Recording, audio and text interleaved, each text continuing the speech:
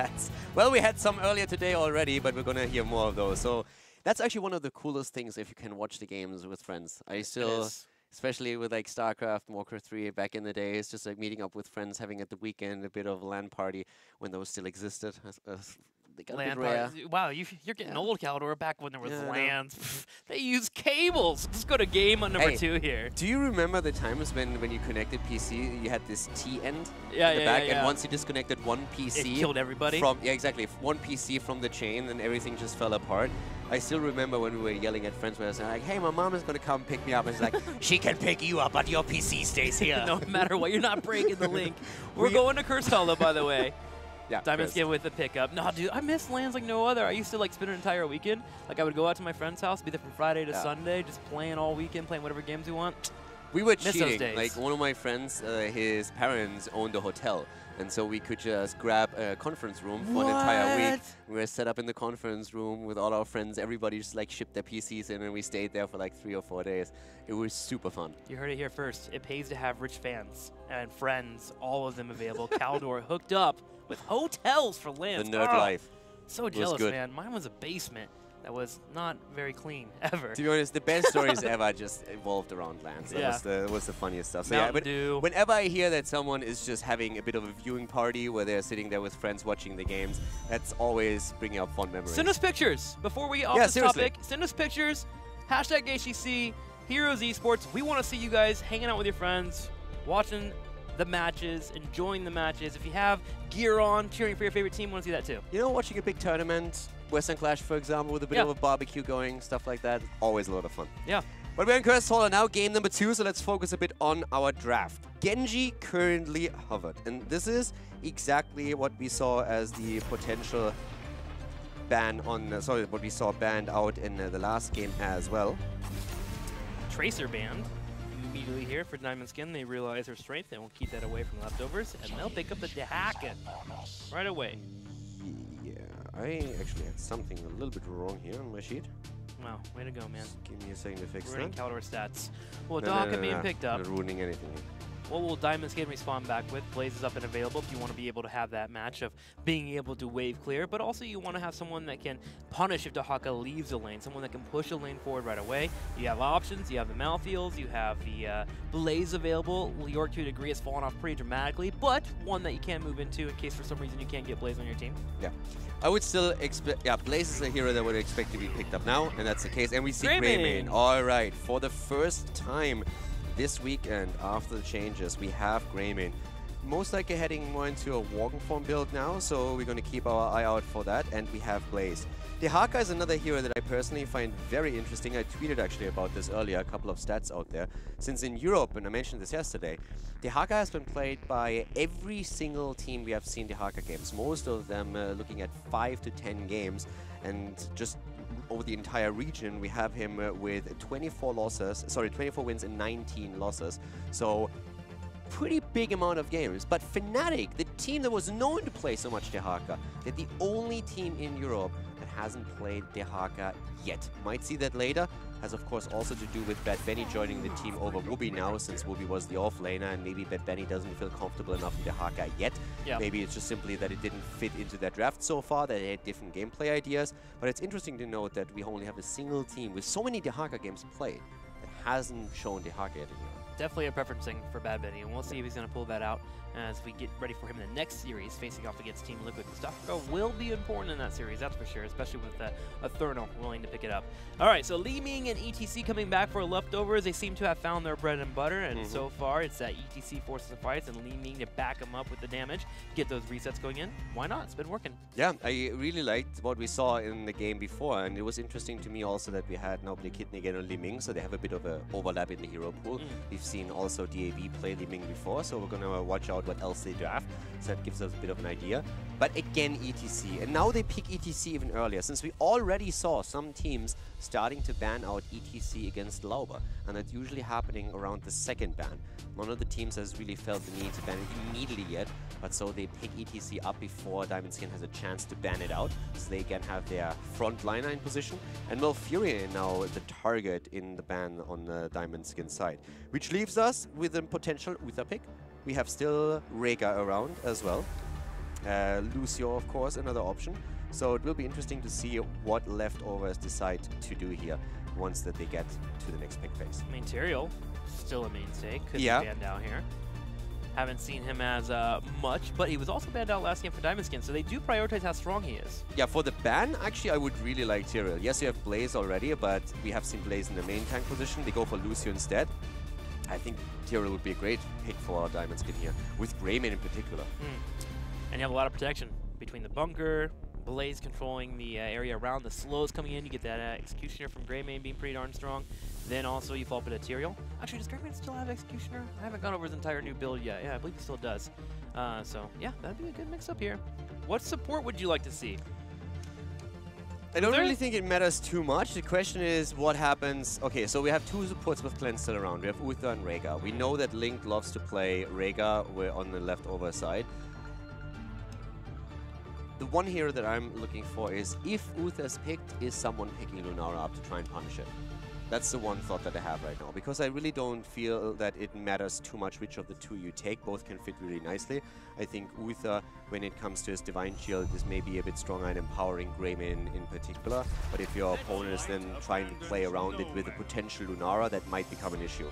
So we have Uther taken, and we see with that also Falstad. And that is something that Diamond Skin has played a few times. Darkmook the actually. first 2 weeks. Yeah, exactly. Darkmook, the one that has played. They were Falstad what, 0-4 the first 2 weeks? They were having a really rough time with that Falstad. Yeah, they had a pretty abysmal record in it, and I'm double checking it.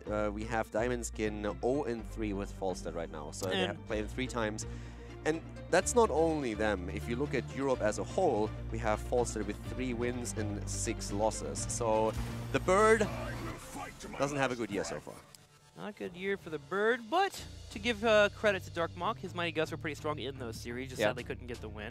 We'll see if they're able to get their teamwork a little bit more together here and are able to force some fights with that Falstad and maybe some good disengages based on what their opponent gets. Rhaegar, not a surprise. Link loves Rhaegar. What's the damage dealer though?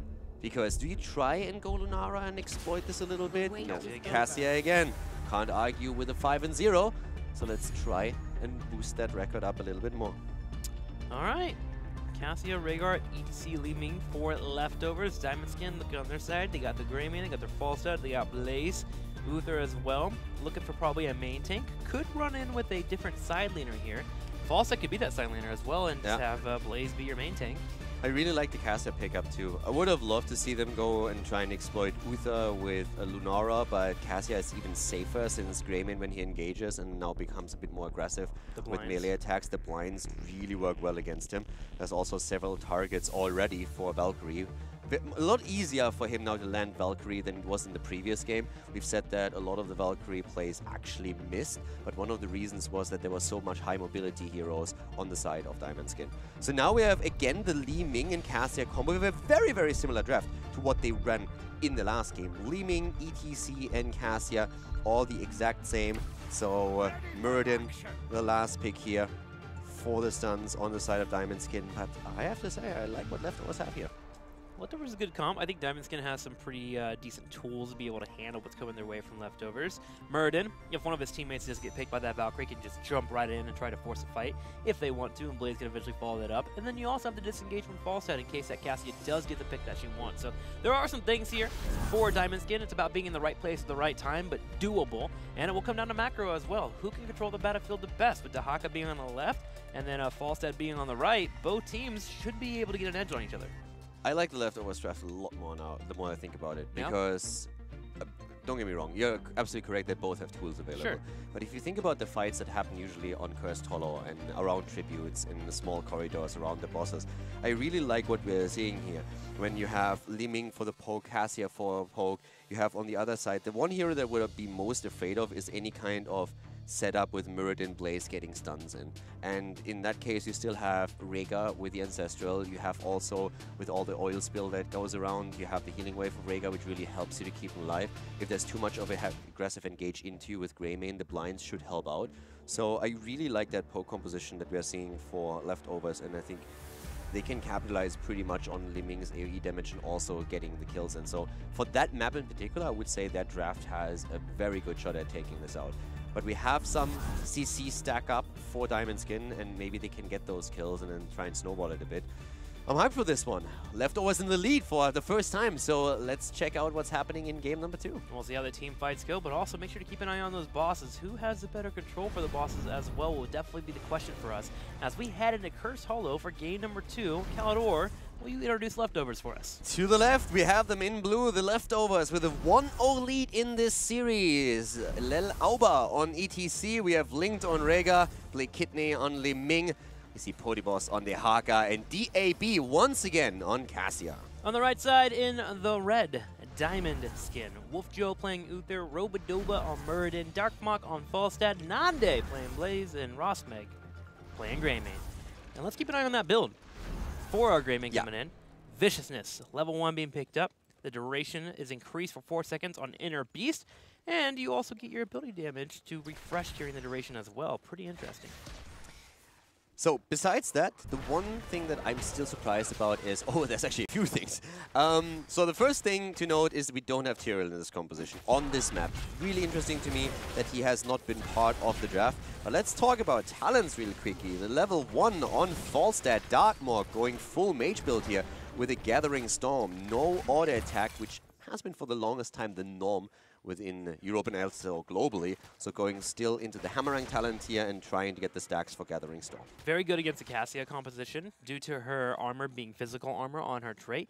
Being able to pick up a mage is usually a typical response you'll have into a Cassia. And with Falstad being able to build into Gathering Storm, you increase that damage. Makes it a lot harder, of course, to pressure the tank and the front line. True. Because with Giant Killer on 13 and Season Marksman on 1, you normally aim to pressure the front line more so than anything else.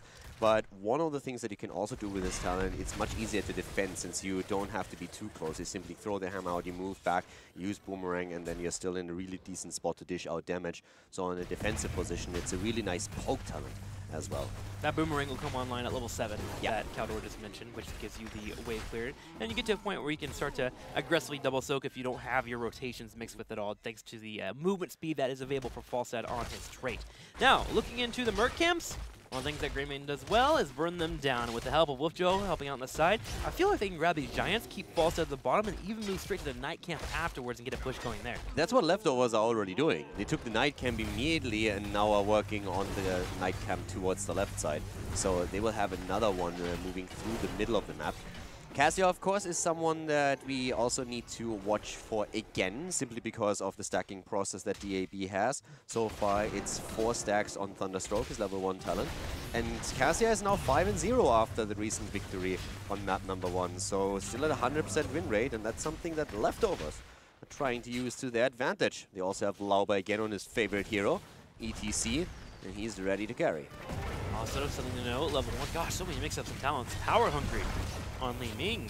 Being able to grab those regen globes, one in lane, but also when you grab tributes, the regen globe spawns, as well as around bosses, giving you easier poke, a little bit more damage as well, in case your opponents linger for a little bit too long. The Leftovers, they're pushing pretty hard with this night camp. It feels like today's series, they have shown that they have learned the power of these night camps. This is the 3rd push that we've seen from them today. Also, we had them really, they stacked up on the mage. They always moved onto the mage to make it harder to target the mage with auto attacks so that they could capitalize on the aura for as long as possible. So that was an interesting touch here as well, trying to keep that alive a bit longer. And with ETC being such a beefy frontliner, it really worked well. Leftovers, Diamond Skin. Dancing around this first tribute. Falstad's in the middle, can rotate down if the Haka ever pulls the gun. But Falstad can also elect to stay in that middle lane and try to soak up as much as he can. Dahaka's getting some good value in the top lane. Get the mini wave pushing the turrets already. And we're going to have a bit of a standstill as we wait for our globals to decide when they want to fight.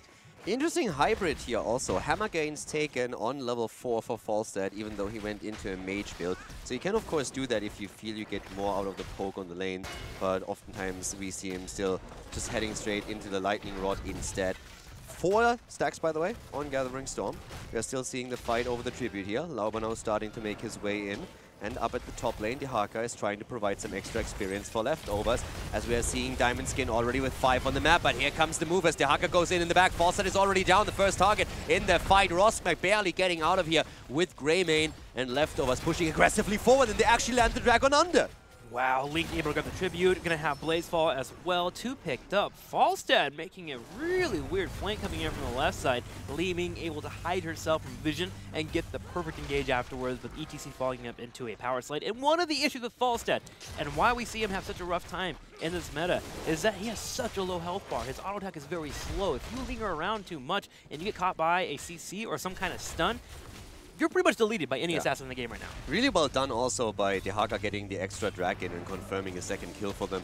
We're having on level 7 now the Wizened Duelist taken as the talent.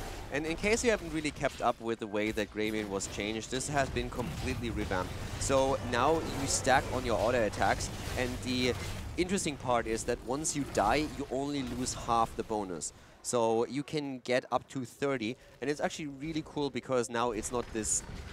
It's still a bit of a risk, especially if you're fully stacked. You're losing 15 of your stacks if you die, but it's not this do or die thing where you take a massive, massive risk whenever you commit to Wizened Duelist. So right now, it's a pretty cool talent to take, and that's a little bit more rewarding. So you are still trying to stay as safe as you possibly can. That's when Uther, of course, also plays a huge role, since he can save your stacks if you're in trouble with a Divine Shield, not only help you with the engage, but that's definitely something that we're going to talk about a little bit more in the game. At this point, we're having only 1 stack on the talent, so we're going to keep you guys updated a bit.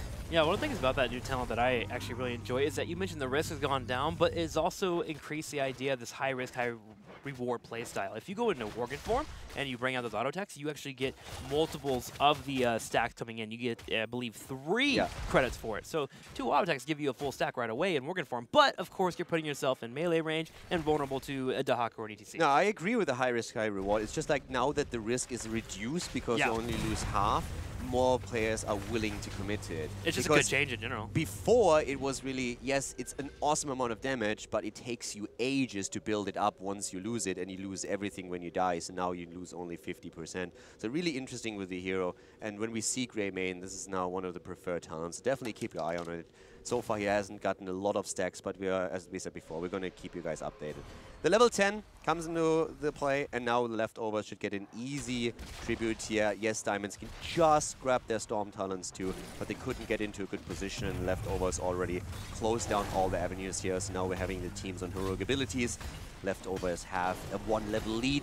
You also have 2 tributes to 1 and 2 kills to 0. So a good start into game number 2 for them again. Leftovers are definitely having a major lead. Oh, the barrel has been used. Darkmock will use Mighty Gust to get away. Valkyrie comes out, landing on Wolfjo, but he's able to kite forward. Mosh pit, baby! Into a mosh. Divine Shield to keep him away. And the kill immediately against Greymane.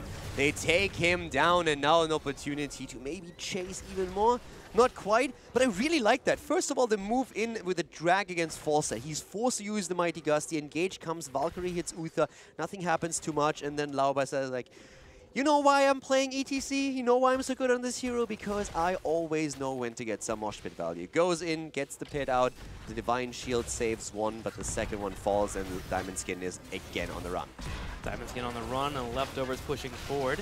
Falstad will be able to escape to the north here, but Ledeki maybe not so lucky. Cutting into the team, staying near the ETC. Lauber doing his best to peel, but here comes Rosmek flying across the screen, gets the kill. Rosmek goes in and gets the first kill for his team, but the red team still cursed here. They counter kill as we see Muradin fall. Lauber, does he have the cooldown ready? DAB comes in from the side, misses the Valkyrie.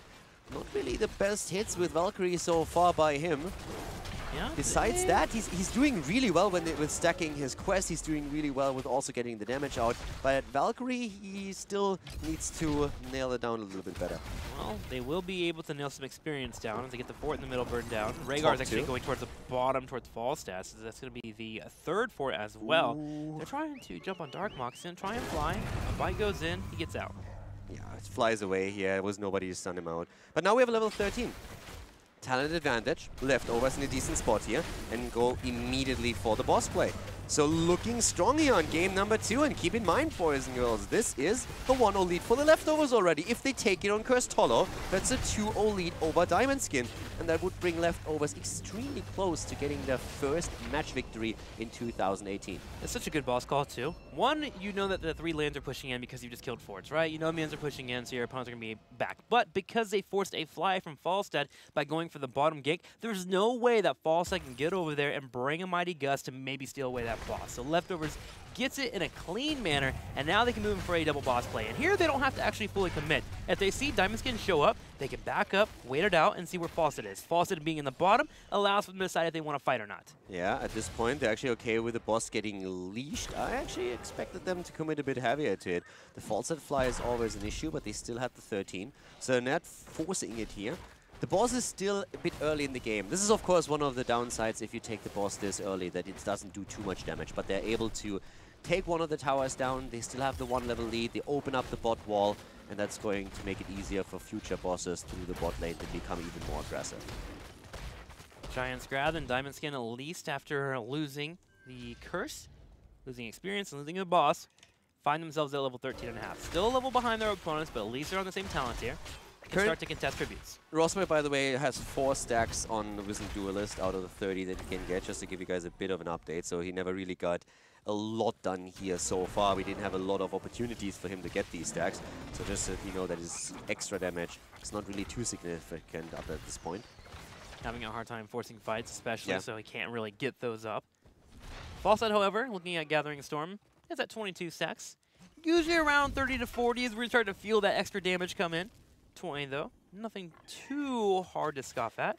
Leftovers are absolutely fine with slowing the game down a bit because they will be the team to hit level 16 first. So around this time, this is really where you don't want to fight if you don't have to. There's no tribute up yet. You don't have to fight over the boss. You're on level 15 now, so all that you need to do is just slow down the game a little bit, get level 16, make sure that you soak enough, and then you're going to be fine. With Dehaka as a tool on the opposite side of the map, you're in a decent spot for that, and he already defends against the Siege Giants.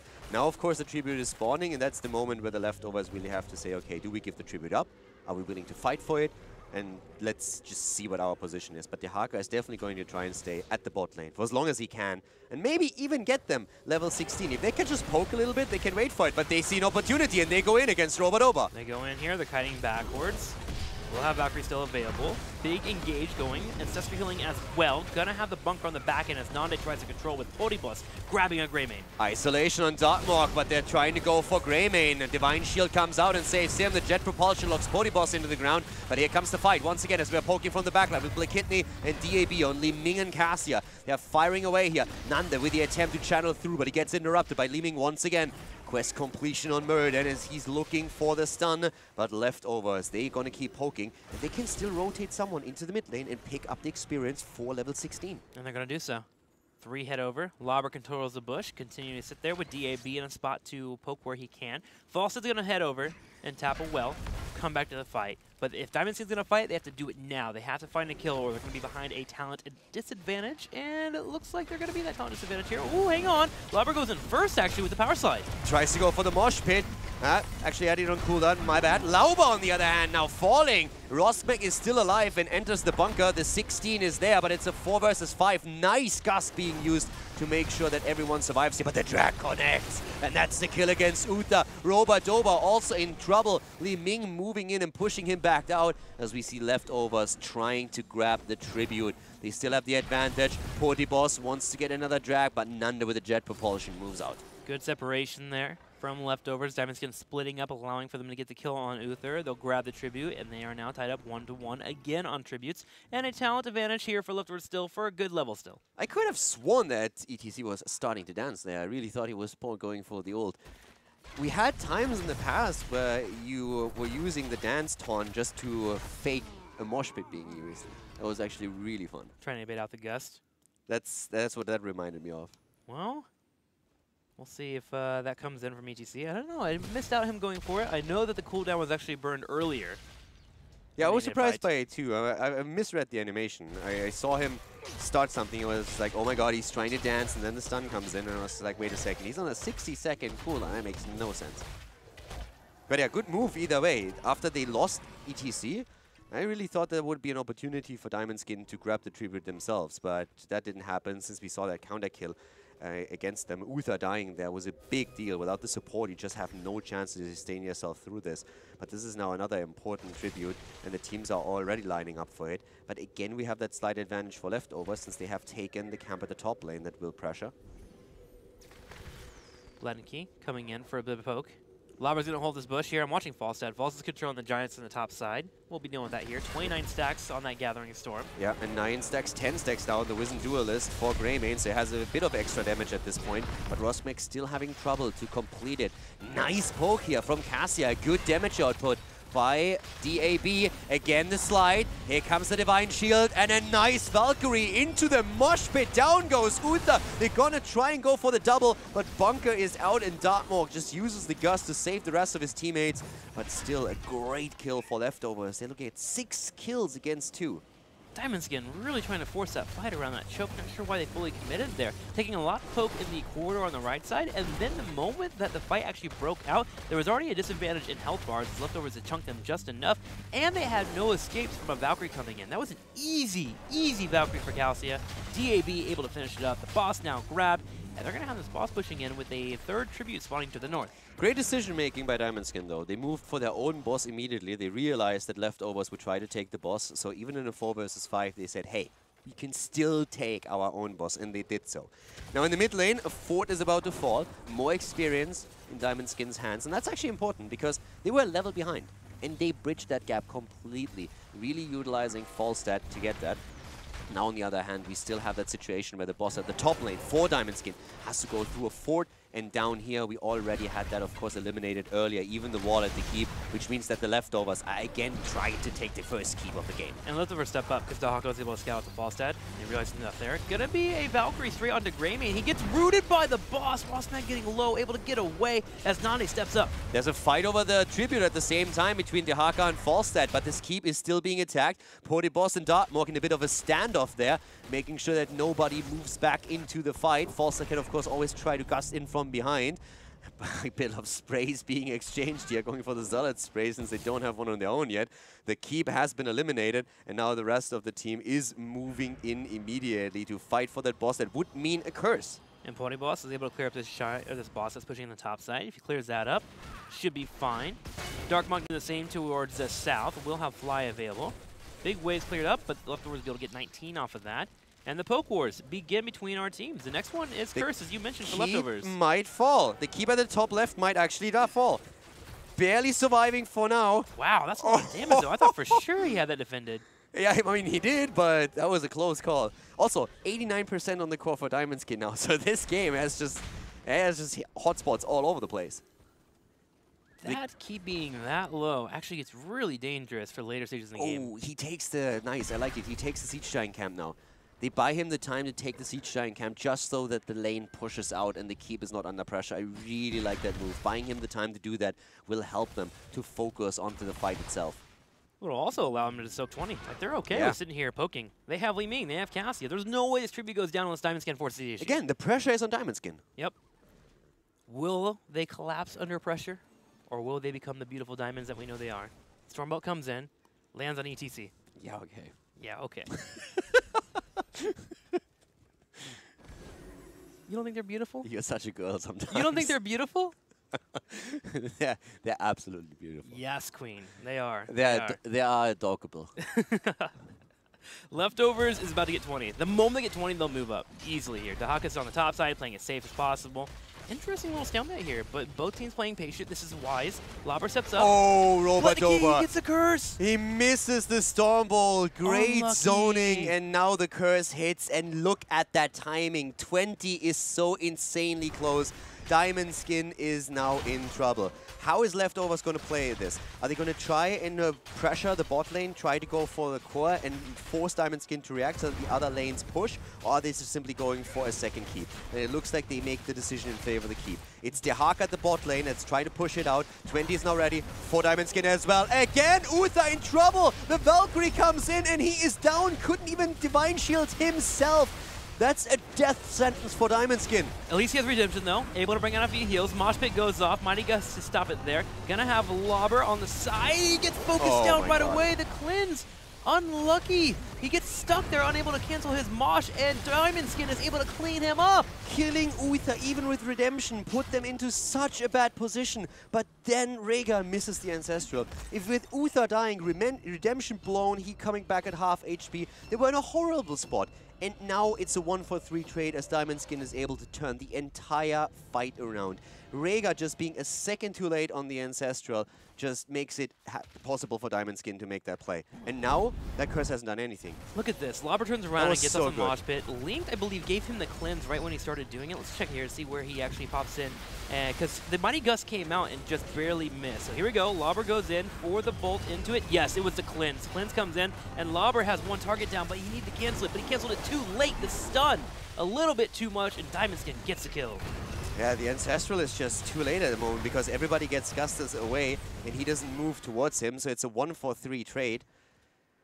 It was a really, really good move for Leftovers at the start. That Valkyrie connecting there was so perfect, and starting the fight off with proccing Uther's 20 was fantastic for them.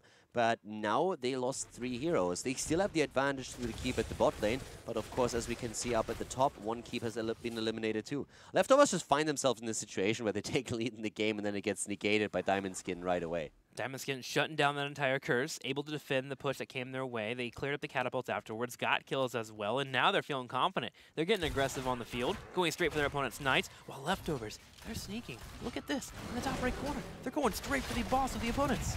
They're going for it immediately, and the thing is that Diamond Skin hasn't identified that yet. They're not going for the boss at the bot lane, or do they? Greymane is moving over. He's double checking, and he's starting to attack it, but the top is going to be taken, and that's a big one. That is a big one. Dahaka's grabbing the Giants to the top as well. If you're Leftovers, do you just push with this? Do you just commit to the idea of taking out the keep? Yeah, you are definitely the ones that is going to be much faster, so your opponent has to react, and the ones that you back off, you can still defend. So the one at the bot lane is taken, but it takes a long time for them here already, and the top keep is very, very likely to fall. Leftovers open up the wall.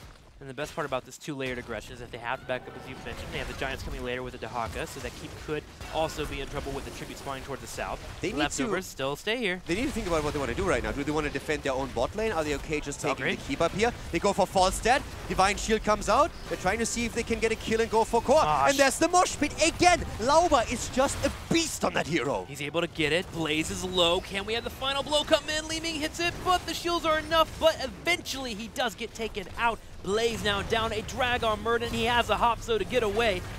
Leftovers heading straight for the core now. Fawcett doing the best for defense. There are 4 people still up for Diamond Skin. I mean, at this point, you have to really think about, okay, let's go for core. And they're trying to do exactly that. They go for Greymane. The counter attempt. Blake Kidney is being saved by Rhaegar. Barely. Rosmek is low. Catapults are in. But the boss of Diamond Skin is at the bottom left, busy taking down a keep as well. So now Leftovers instead are transitioning into the middle, trying to... No, they are focusing back on the core.